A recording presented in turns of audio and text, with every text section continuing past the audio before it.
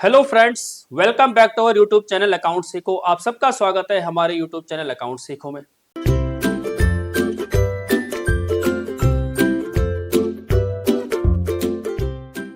हम बात कर रहे हैं क्लास 12 की, जिसके अंदर हमने चैप्टर स्टार्ट किया है डिसोल्यूशन ऑफ पार्टनरशिप फॉर्म। हम ऑलरेडी बेसिक्स पढ़ चुके हैं, किसे कहते हैं डिसोल्यूशन ऑफ पार्टनरशिप और किसे कहते हैं डिसोल्यूशन ऑफ पार्टनरशिप फॉर्म। जब पार्टनरशिप फॉर्म डिसॉल्व होगी तो किस तरह से पार्टनर्स को पेमेंट की जाएगी, किस तरह से आउटसाइडर सेटल्स किए जाएंगे, किस तरह से हम अकाउंटिंग ट्रीटमेंट करेंगे, हमने वो सीख लिया था। तो बेसिक हमने जो भी था सारा का सारा सीख लिया था। बात करते हैं हम कि जो आपके एग्जाम में क्वेश्चन पूछे जाएंगे वो किस प्रकार से होंगे और किस तरह से आप इसको ट्रीट करेंगे। हमारे पास जो एग्जाम में क्वेश्चन पूछे जाते हैं वो दो तरह से पूछे जा सकते हैं। या तो आपको जनरल एंट्री करने के लिए पूछा जाएगा कि जनरल एंट्री कीजिए, केसेस दिए होंगे आपको और आपको क्या करना है, जनरल एंट्री करनी है। दूसरा क्या हो सकता है कि आपको ये अकाउंट बनाने के लिए आए कि आपको रियलाइजेशन अकाउंट बनाना है, आपको पार्टनर्स कैपिटल अकाउंट बनाना है, आपको कैश और बैंक अकाउंट बनाना है या पार्टनर का लोन अकाउंट बनाना है। इसी तरह से दो पॉसिबिलिटी है, इन दोनों पॉसिबिलिटी से क्वेश्चन पूछा जा सकता है। हम दोनों केसेस को देखेंगे किस तरह से ट्रीट किया जाएगा, जिससे कि आप जब बोर्ड एग्जाम में बैठे तो आपको आसानी हो कि हम आइडेंटिफाई कर पाए कि रिक्वायरमेंट क्या है। क्लियर? तो हम आज स्टार्ट करते हैं जनरल एंट्री के साथ और फिर हम बनाएंगे रियलाइजेशन अकाउंट। उसके बाद हम सीखेंगे फुल फ्लैश क्वेश्चन किस तरह से आएगा, पार्टनर कैपिटल अकाउंट किस तरह बनेगा, साथ में कैश और बैंक अकाउंट किस तरह बनेगा। So let's begin. पढ़ते हैं क्वेश्चन क्या लिखा हुआ है। कह रहा है pass necessary general entries for the following transactions on dissolution of partnership firm of Meeta and Sonu on 31st March 2022 after the various assets other than cash and third party liabilities have been transferred to realisation account. देखो क्या कह रहा है, ये कह रहा है कि जब आपने रियलाइजेशन अकाउंट बनाया होगा तो आपने क्या किया है कि जो असेट्स थी वो सारी के सारी ट्रांसफर कर दी, सारी की सारी लायबिलिटीज आपने ट्रांसफर कर दी। It means already assets transfer हो गई हैं, ऑलरेडी लायबिलिटी ट्रांसफर हो चुकी है। इट मींस हमारी जो एग्जिस्टिंग बैलेंस शीट थी वो आज के डेट में जीरो हो गई है, इन्होंने ऑलरेडी ट्रांसफर कर दिया है। अब ये बात कर रहा है सिर्फ किस चीज की, असेट्स को रियलाइज करने की, असेट्स को बेचने की, और बात करेगा लायबिलिटीज को पे करने की। क्लियर है बात? तो पढ़ते हैं पहला केस क्या लिखा हुआ है। कहता है creditors of ₹90,000 took over land and building of ₹2 lakh in full settlement of their claim. याद होगा हमने कहा था अगर एक लायबिलिटी को एक असेट से सेटल किया जाता है और ये फुल सेटलमेंट का क्लेम होता है, इट मींस यहां पर ना तो आपको एक्स्ट्रा कोई पे करना है, ना ही कोई असेट्स बची हुई है उसे बेचना है। जब आपकी एक असेट्स एक लायबिलिटी से एडजस्ट होती है उस केस में आपको जब पूरा का पूरा सेटलमेंट हो जाता है, फुल सेटलमेंट, इस केस में आपको कोई भी एंट्री करने की जरूरत नहीं है। तो पहले केस में आपको कोई भी एंट्री नहीं करनी है। दूसरा केस देखते हैं। Sonu took over debtors amounting to ₹50,000 at 40,000। It means ये जो हमारी बैलेंस शीट में था पहले 50,000, जो हमने रियलाइजेशन अकाउंट में लिखा होगा 50,000, वही कह रहा है ये वाला जो 50,000 है इसे सोनू कितने में लेके जा रहा है, 40,000 रुपए में ले जा रहा है। हमने पहले भी कहा था कि हमारी बैलेंस शीट से रियलाइजेशन अकाउंट में जो वैल्यू ट्रांसफर हुई है वो एक्चुअल में कितने के रियलाइज हो रही है हम वो देख रहे हैं। तो यहां पर वो कह रहा है कि 50,000 की चीज आपकी 40,000 की बिक्री है। अगर हम बात करें जनरल एंट्री की तो पैसा आ रहा है आपके पास कितना, 40,000 रुपए, और क्या जा रहा है आपका, आपके डेटर से पैसा आ रहा है। तो एंट्री आप क्या करेंगे, bank account debit to realisation account, कितना, 40,000। ठीक है जी, ये हो गया आपकी बी पार्ट। आगे देखते हैं क्या लिखा है तीसरा। कह रहे रियलाइजेशन एक्सपेंसेस 1,800 रुपए वर पेड बाय सोनू। याद होगा हमने रियलाइजेशन एक्सपेंसेस को अलग से ट्रीटमेंट किया था, पार्टनर पे कर रहा है, फर्म पे कर रही है, बियर कौन कर रहा है, क्या पार्सली बियर कर रहे हैं, वो हमने देखा था इसके अंदर। तो यहां पर वो कह रहा है कि रियलाइजेशन के जो एक्सपेंसेस 1,800 रुपए के हैं वो कौन पे कर रहा है, सोनू पे कर रहा है। इट मींस बियर कौन कर रही है, फर्म बियर कर रही है। अगर फर्म बियर कर रही है तो एंट्री क्या होगी, रियलाइजेशन अकाउंट डेबिट। जब जब फर्म बियर करेगी तब तब हम क्या करेंगे, रियलाइजेशन अकाउंट को डेबिट करेंगे। और किसको पेमेंट होनी है, पेमेंट तो किसने की है इस बार, पेमेंट जो की है सोनू ने की। और जब पेमेंट सोनू करेगा तो अल्टीमेटली पैसा सोनू को देना पड़ेगा। हमने यहां लिख दिया सोनूज कैपिटल अकाउंट, कितना अमाउंट है, 1,800 रुपए। बात करते हैं डी एंट्री की। क्या लिखा हुआ है, लिखा हुआ है अ machine which was not recorded in the books was taken over by Mita 11,000 while its expected market value कितनी है, 15,000। अब कह रहा है कि एक्सपेक्टेड मींस मार्केट में बेची जा सकती थी, कितने की बेची जा सकती थी, 15,000 रुपए की, लेकिन एक्चुअली मीता कितने की ले जा रही है, 11,000 रुपए की। तो फर्म को पैसा कितना मिल रहा होगा, 11,000 रुपए। तो वो कह रहा है मीता जब ले जाएगी, जब हम बाहर बेचते हैं तो हम क्या लिखते हैं, बैंक अकाउंट डेबिट रिलायशन। यहां पर कौन असेट्स लेके जा रहा है, मीता लेके जाएगी, तो एंट्री क्या करेंगे, बैंक तो आएगा नहीं, तो एंट्री करेंगे यहां पर Meeta's capital account debit to realisation account. हमने एंट्री की Meeta's capital account debit to realisation account 11,000 रुपए। हम ऑलरेडी सारी चीजें सीख चुके हैं, सिर्फ आपको ट्रीटमेंट करना सिखा रहे हैं कि जब क्वेश्चन आएगा तो आप उसे किस तरह ट्रीट करेंगे। बात करते हैं नेक्स्ट एंट्री, कह रहा है सोनू एग्रीड टू पे of his wife loan 20,000। Sonu कह रहा है कि मैं अपनी वाइफ का लोन, फर्म के लिए तो आउटसाइडर लोन है, कितने का, 20,000 रुपए का है, वो पे करेगा। नॉर्मली हम लायबिलिटी पे करते हैं तो एंट्री करते हैं रिलेशन टू बैंक, रिलेशन के हमने डेबिट में लिखते थे टू बैंक के नाम से, बट जब पार्टनर ले जाएगा तो पार्टनर कैपिटल से स्टार्ट होगा, तो एंट्री क्या होगी, relation account debit to partners capital account, जो हम ऑलरेडी सीख चुके हैं। तो एंट्री क्या होगी, realisation account debit to Sonu's capital account, कितना, 20,000 रुपए। एंड लास्ट एंट्री है, कहता है profit on dissolution amounting to ₹50,000, कि जो भी देखिए यहां पर हमने सेटल किया होगा, सारी एसेट्स बिकी होंगी, सारी लायबिलिटीज पे हुई होंगी, जो लास्ट में प्रॉफिट बच जाता है, जो प्रॉफिट बच जाता है हमारा किससे, रिलेशन अकाउंट से, हम इसे पार्टनर में बांट देते हैं। और पार्टनर कौन कौन है, पार्टनर का नाम है यहां पे मीता एंड सोनू, मीता एंड सोनू। और ये नहीं लिखा हुआ रेशो क्या है, तो हम क्या मान लेंगे, रेशो, इक्वल रेशो मानेंगे। तो एंट्री क्या होगी, एंट्री होगी realisation account debit to Meeta's capital account to Sonu's capital account. 50,000 का प्रॉफिट है, दोनों में बांटेंगे तो 25,000 और 25,000। बाकी नरेशन जरूर लिखें जब जनरल एंट्री करेंगे। जैसे इसमें क्या है कि हमारे यहां पर क्या है, सबसे पहले क्या, क्रेडिटर वाली तो एंट्री होनी नहीं है, यहां पर लिखेंगे डेटर्स रियलाइज्ड फॉर ₹40,000। यहां पर हम कह रहे हैं कि realisation expenses paid by Sonu. ये थर्ड एंट्री क्या है, मशीन रियलाइज्ड या मशीन टेकन बाय मीता 11,000। बात करें Sonu, Sonu paid his wife loan. And last है प्रॉफिट डिस्ट्रीब्यूशन टू पार्टनर्स। ठीक है जी, दिस इज योर, किस तरह से हम जनरल एंट्री करेंगे, इस तरह से आपका एग्जाम में क्वेश्चन पूछा जा सकता है। किसी भी तरह का केस हो, हम ऑलरेडी बहुत तरह के केसेस थे, सारे हम ऑलरेडी पढ़ चुके हैं, आपको तरीका पता है किस तरह से करना है, दैट्स इट। नेक्स्ट क्वेश्चन देखते हैं क्या लिखा हुआ है। नेक्स्ट क्वेश्चन लिखा हुआ है Adiraj and Karan were partners in a firm sharing profits and losses in the ratio of 3:2। ठीक है, on 31 March 2018 firm was dissolve, firm dissolve होगी। After the transfer of assets other than cash and bank and outside liabilities to realisation account following information was provided. हम already realisation account में सारी assets and सारी liabilities transfer कर चुके हैं। उसके बाद आपको दिया जा रहा है कि क्या करना है। पहला केस कह रहा furniture of book value 70,000 was sold for ₹68,000 by auction. हमने मार्केट में बेचा, पब्लिक को बेचा, पब्लिक में किसी ने भी बोली लगाई, 68,000 रुपए में खरीद लिया।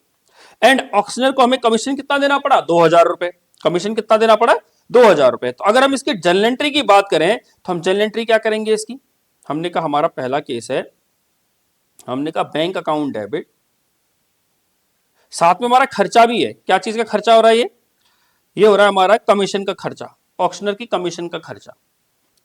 हमने कहा bank account debit to realisation account. देखिए वैसे तो था हमारे पास 70,000 की एसेट्स थी, लेकिन 68,000 रुपए आ रहा था, 2,000 हमें कमीशन पे करना पड़ा, तो हमारी जेब में कितना पैसा आ रहा होगा, 66,000।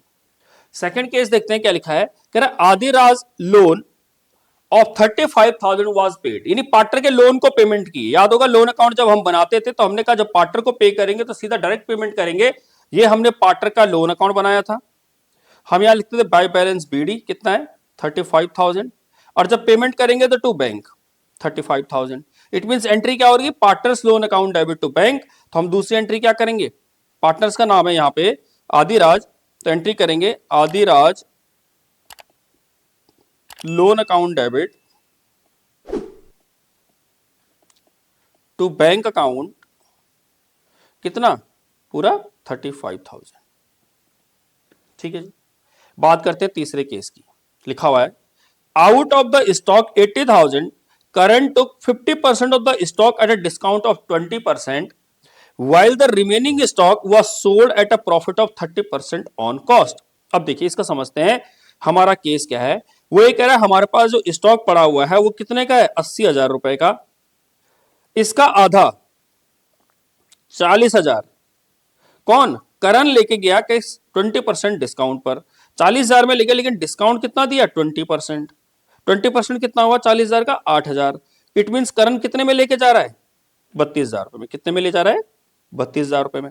और आगे लिखा हुआ है while the remaining stock, remaining कितना बचा, बाकी बचा 40,000, वह sold at a profit of 30%। इसमें हमने कितना प्रॉफिट कमाया, 30%। इट मीन 12,000 का प्रॉफिट कमाया। तो कितने में बेचा होगा, 52,000 रुपए में। अब सोचिए जब करण यानी कोई स्टॉक लेके जा रहा है तो एंट्री क्या होगी, एंट्री होगी करंस capital account debit to realisation account. कितना, 32,000 रुपए। और जब बाहर वालों को बेचेंगे, नहीं नॉर्मली बेचेंगे, तो एंट्री क्या होगी, पैसा आएगा। एंट्री क्या होगी, bank account debit to realisation account. कितना, 52,000। क्लियर है बात। नेक्स्ट केस देखते हैं क्या लिखा हुआ है। फोर्थ केस लिखा हुआ है, कह रहा bills receivable of ₹3,000 under discount was dishonoured as the acceptor had become insolvent and hence the bill had to be met by the firm. अब देखिए 3,000 रुपए का हमारा बिल था, वो डिसऑनर्ड हो गया। और जब डिसऑनर्ड होने की वजह से क्या हुआ कि जो 3,000 की लायबिलिटी बन गई वो अब हमें पे करनी पड़ रही है, फर्म को पे करनी पड़ रही है। और जब फर्म पे करेगी तो एंट्री क्या करेगी, realisation account debit to bank account. ये फर्म ने पूरे 3,000 रुपए पे कर दिए। नेक्स्ट केस देखते हैं क्या लिखा हुआ है, कह रहा profit and loss account showed a debit balance. Debit balance का मीनिंग क्या हुआ, लॉस। प्रॉफिट एंड लॉस में लॉस दिया, याद होगा जब हमने कहा था कि एलोकेशन कैसे करेंगे, रिजर्व्स का, प्रॉफिट्स का, या फिर लॉसेस का, या डेफर्ड रेवेन्यू एक्सपेंडिचर का। यहां पर लॉस जो है पार्टनर को बांटना है। और जब लॉस की एंट्री करेंगे तो एंट्री क्या होगी, एंट्री होगी प्रॉफिट एंड लॉस अकाउंट। यहां पर तो लॉस है ना, लॉस है तो एंट्री होगी पार्टनर्स कैपिटल अकाउंट डेबिट। और पार्टनर का नाम क्या है, आदिराज एंड करण। और रेशियो क्या है, 3:2। तो एंट्री करेंगे Adi's capital account debit, Karan capital account debit to profit and loss का लॉस। लॉस दिया हुआ है 56,000 रुपए का, और इसे हमने कहा 3:2 के रेशियो में बांटेंगे। तो 56,000 डिवाइड बाई 5 इंटू में 2, 22,400 रुपए, डिवाइड बाई 2 इंटू 3, 33,600 रुपए। ठीक है जी। एंड लास्ट केस दिया हुआ है हमें 6 केस, क्या लिखा हुआ है, कह रहा realisation expenses 2,000 which were paid by Adiraj. याद होगा लास्ट केस में भी देखा था हमने कि पार्टनर ने पे किया था, यहां पर भी पार्टनर पे कर रहा है, दैट मींस बियर फर्म कर रही है। एंट्री होगी आपकी realisation account debit to partner का नाम क्या है, आदिराज, आदिराज कैपिटल अकाउंट। कितना, 2,000 रुपए। तो आई होप आपको समझ में आया होगा क्वेश्चन कि जब जर्नल एंट्री का क्वेश्चन पूछा जाएगा तो इसे किस तरह किया जाएगा। और बात करें जर्नल एंट्री के फॉर्मेट की, तो वो फॉर्मेट आपको आना चाहिए, फॉर्मेट के हिसाब से ही आपको बनानी है। तो सारी की सारी एंट्री आपको इसी तरह करनी है। यहां पर डेट होगा तो डेट, और सीरियल नंबर होगा तो सीरियल नंबर। यहां पर लिखा आपने पर्टिकुलर, यहां पर लिखा आपने लेजर फॉलो, यहां पर लिखा डेबिट बैलेंस, यहां लिखा क्रेडिट बैलेंस। तो जो भी एंट्री करेंगे, जैसे अगर हम इस एंट्री की बात करें तो एंट्री क्या करेंगे, realisation account debit to Adiraj capital account. कितना, 2,000 रुपए। तो आपने 2,000 यहां लिख दिया। साथ में नरेशन भी लिखनी है आपको, बीइंग क्या था, जो रिलाइजेशन एक्सपेंसेस हैं, realisation expenses was paid by Adiraj. ये नरेशन भी लिखनी है आपको साथ में। इसी तरह से आपको क्या करनी है, सारी जर्नल एंट्रीज करनी है। तो आई होप आपको समझ में आया होगा कि हम किस तरह से जर्नल एंट्री का क्वेश्चन करेंगे एग्जाम में। आगे चलते हैं, नेक्स्ट क्वेश्चन देखते हैं क्या लिखा हुआ है। कह रहा है Sun and Kiran are partners sharing profits and losses equally, they decided to dissolve their firm, assets and liabilities have been transferred to realisation account. Already हमने रिलायेशन अकाउंट में ट्रांसफर कर दी है। कह रहा पास द जर्नल एंट्रीज, आपको जर्नल एंट्रीज करनी है। पहला केस कह रहा डेफर्ड एडवर्टीजमेंट एक्सपेंडिचर जो है हमारी बुक्स में 28,000, इट मीन पुराना लॉस है। अब इस लॉस को बांटेंगे तो एंट्री क्या होगी? अभी भी हमने सीखा था कि दोनों पार्टनर तो एंट्री क्या करेंगे? Sun capital account debit, Kiran capital account debit to deferred revenue expenditure, it means loss. और जब इस लॉस को बांटेंगे 28,000 को, और रेशियो दे रखी है उनकी कितनी? इक्वली, इक्वली बांटेंगे तो 14,000 रुपए और 14,000 रुपए। दूसरे केस की बात करते हैं, क्या लिखा हुआ है? कह रहा है out of the stock 1,20,000, it mean हमारे पास कितने का स्टॉक पड़ा हुआ है? स्टॉक है हमारे पास 1,20,000 रुपए का। ठीक है, आगे लिखा हुआ है a partner took over 1/3 of the stock at a discount of 25%। इसका मतलब 1/3, इस टोटल 1,20,000 का 1/3 हुआ 40,000। इस 40,000 के स्टॉक को कौन लेके जा रहा है? पार्टनर लेके जा रहा है। कितने में? 25% डिस्काउंट में। इसका 25% डिस्काउंट कितना हुआ? इसका डिस्काउंट हुआ 10,000 रुपए। इट मीन पार्टनर कितने में ले जा रहा है? 30,000 में। तो कह रहा है कि जो किरण है, किरण कितने में लेके जा रही है? 30,000 रुपए में। अभी भी हमारे पास जो टोटल 1,20,000 का स्टॉक था, उसका सिर्फ 1/3 हिस्सा बिका है, अभी भी 2/3 बचा है। आगे लिखता क्या है? आगे लिखा हुआ है and 50% of the remaining stock, it mean remaining कितना बचा होगा? 2/3। 2/3 का मीनिंग क्या हुआ? 80,000। कह रहा है इसका आधा, इसका आधा कितना हुआ? 40,000। कह रहे जो रिमेनिंग स्टॉक है उसका 50% stock was taken over by creditors of 30,000 in full settlement of his claim. It means ये वाला 40,000 हमने किसको दे दिया? क्रेडिटर्स को दे दिया। किस चीज के रूप में? फुल सेटलमेंट के रूप में। हमने कहा भी आप असेट्स ले जाओ हमारी, और हम आपको कुछ भी पे नहीं करेंगे। इट मींस एक असेट्स हमने किसको दे दी? एक लायबिलिटी को दे दी। याद होगा जब असेट्स लायबिलिटी को देते हैं उस केस में हम कोई भी जर्नल एंट्री नहीं करते हैं, तो इस केस में इस पार्ट की तो जर्नल एंट्री नहीं होगी। आगे चलते हैं। कह रहा है balance amount of the stock realise 25,000। तो बैलेंस स्टॉक जो बचा होगा हमारा, बैलेंस स्टॉक कितना बाकी बचा? 50%, 40,000 का। इसे हमने सेल कर दिया, रिलाइज कर दिया। कितने रुपए में? 25,000 रुपए में। ठीक है जी। तो अब हम इसकी जर्नल एंट्री की अगर हम बात करें तो जरा बताओ क्या जर्नल एंट्री होगी? अगर हम इसकी एंट्री की बात करें कि जो ये वाला स्टॉक बिका है, तो इसमें क्या एंट्री होगी? Kiran capital account debit to realisation account, कितना? 30,000 रुपए। इसकी हमने कहा कोई एंट्री होगी नहीं। और बात करें रिलाइजेशन, इसको बेचने की, तो एंट्री क्या होगी? Bank account debit to realisation account, कितना? 25,000 रुपए। क्लियर है बात?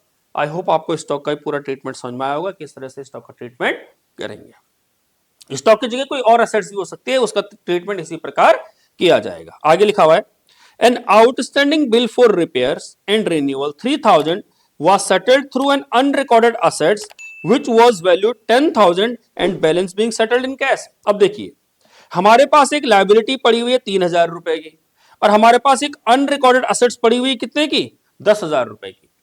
अब सोच के देखिए अगर हम अनरिकॉर्डेड असेट्स को बेचते तो एंट्री क्या होती है? Bank account debit to realisation account पूरा 10,000 रुपए। और ये अनरिकॉर्डेड लायबिलिटी जो भी हमारे पास एक आउटस्टैंडिंग लायबिलिटी है, अगर हम इसे पे करते तो पैसा जाता, एंट्री करते रिलाइजेशन टू बैंक। तो वही कह रहा है 10,000 में से 3,000 रुपए आपने लायबिलिटी के साथ सेटल कर दिया। जब 3,000 सेटल हो गया तो उसकी तो कोई एंट्री होनी नहीं है। बट जो रिमेनिंग 7,000 रुपए बचा हुआ है हमारे पास, वो हमने कैश में बेच दिया असेट्स को। और जब बेचेंगे तो एंट्री क्या होगी? Bank account debit to realisation account 7,000 रुपए।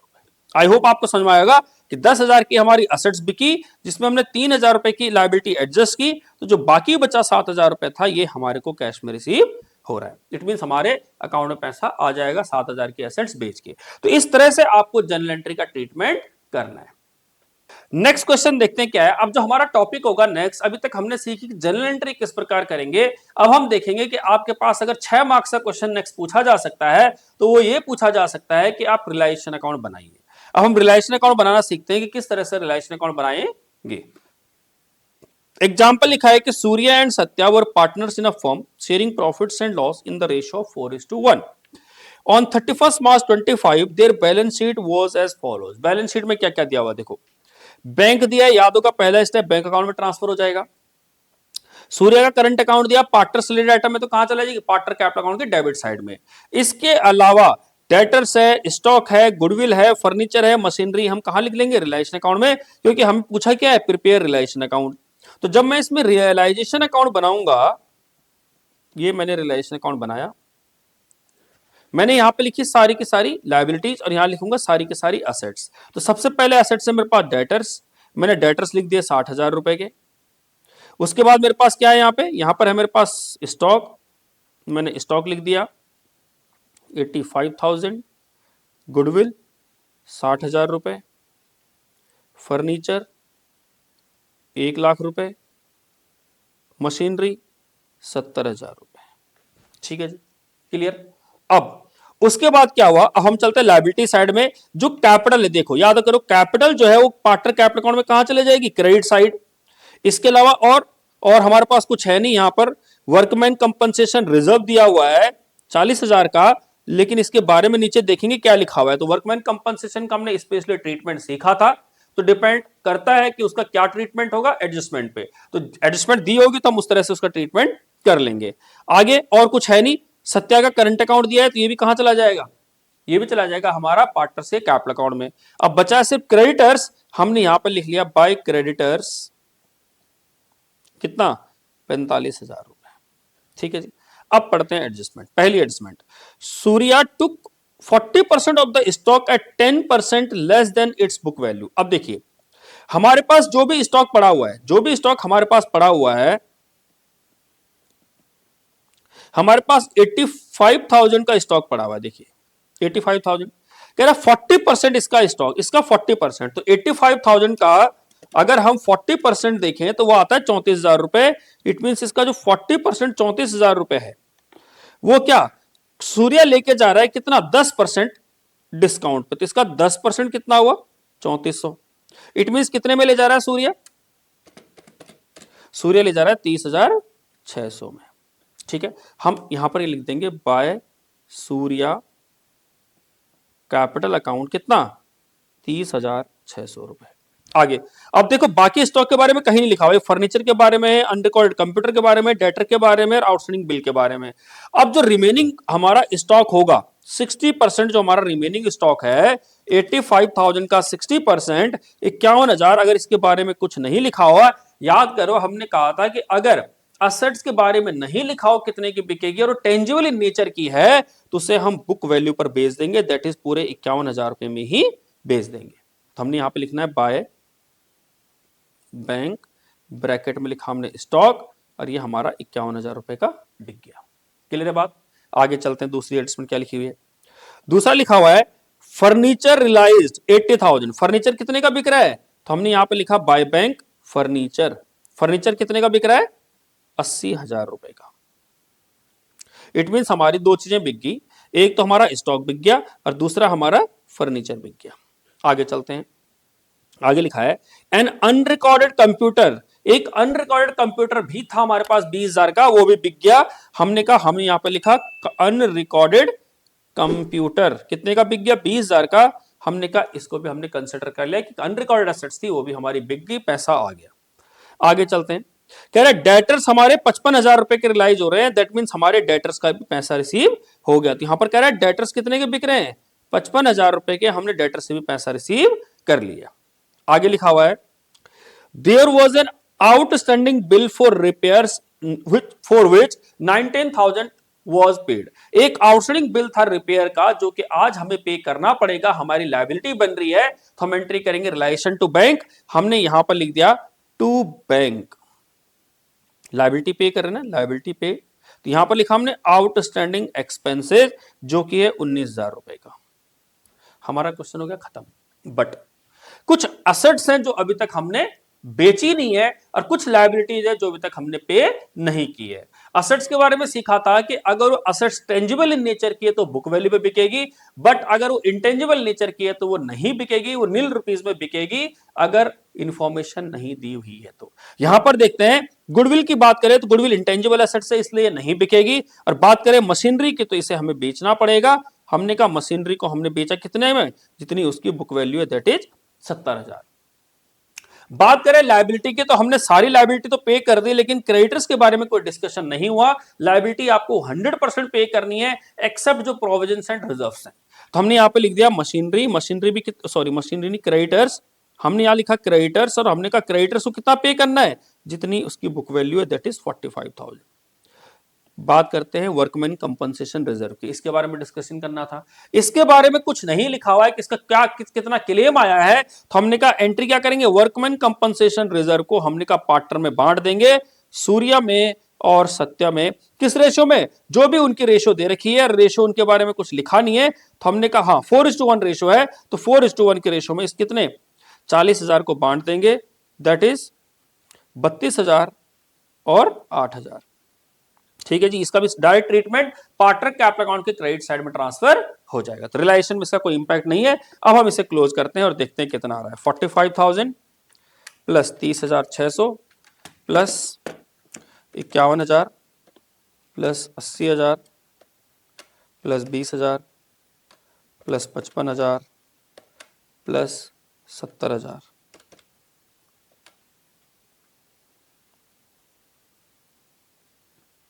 ये आ गया हमारा 3,51,600। तो इस तरफ देख लेते हैं, 60,000, 85,000, फिर 60,000, फिर 1,00,000 प्लस 70,000 प्लस 19,000 प्लस 45,000, ये आ गया 4,39,000। इट मीन्स इस तरफ ज्यादा है 4,39,000। अब इसमें से माइनस करेंगे 3,51,600, तो ये आ गया हमारा 87,400 का। ये हो गया हमारा रिलाइजेशन का लॉस, हमने कहा बाय रिलाइजेशन लॉस। इसे हम बांट देंगे किसमें, जो पार्टनर है that is Surya and Satya, ratio उनकी 4:1, तो हमने कहा 4:1 में बांटेंगे, डिवाइड बाय 5, 17,480 और इंटू में 5 करेंगे तो 87,400 इंटू 4 ना, 17,480 इंटू 4 दैट इज 69,920। ठीक है, तो इस तरह से आप रिलायेशन अकाउंट बनाओगे। आई होप आपको समझ में आया होगा कि हम जब बोर्ड एग्जाम में बैठेंगे तो हमारे पास किस तरह से क्वेश्चन पूछा जाएगा, या तो जनरल एंट्री का क्वेश्चन पूछा जा सकता है, या आपको रिलायेशन अकाउंट का क्वेश्चन पूछा जा सकता है।